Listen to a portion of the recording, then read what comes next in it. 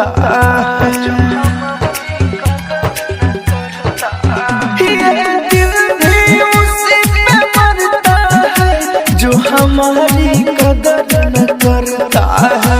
हम उनके लिए मर भी जाए उनको तो फर्क न पड़ता है।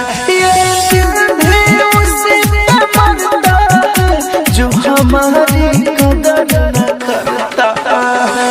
राजधानी रिकॉर्डिंग स्टूडियो बेलबत्तिया।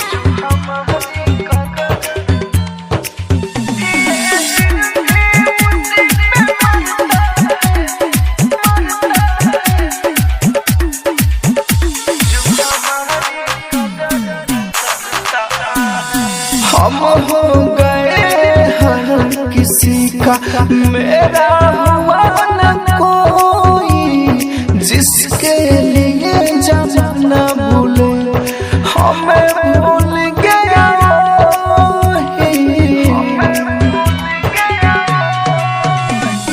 हम हो गए हर किसी का मेरा हुआ न कोई, जिसके लिए जमाना भूले हमें भूल गया वही।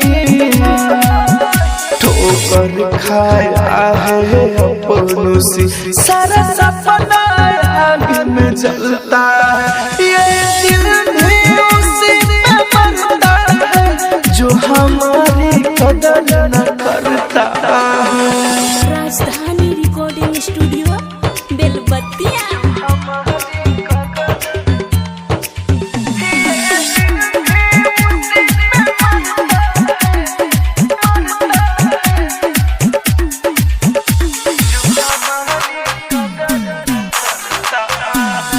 हमने पहचान लिया अपनों को बड़ी गौर से, खुश है मगर बड़ी दिल लगा के किसी और से।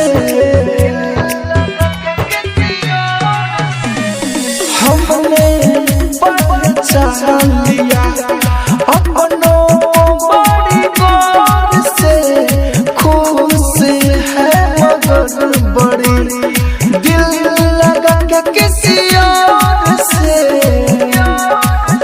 राहुल मनोज अब किसी से भी रिश्ता रखने से डरता है। ये दिल भी उसी पे मरता है जो हमारी कदर न करता है।